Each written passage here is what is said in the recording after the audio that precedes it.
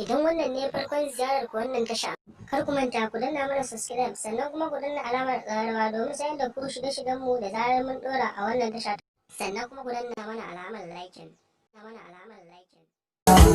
Sai ki ce lalala lalala lalala assalamu alaiki assalamu alaiki ya hasken da nake kalla sai ki bani abin da zan ce sai ki nake ban kula ki wasara bini dan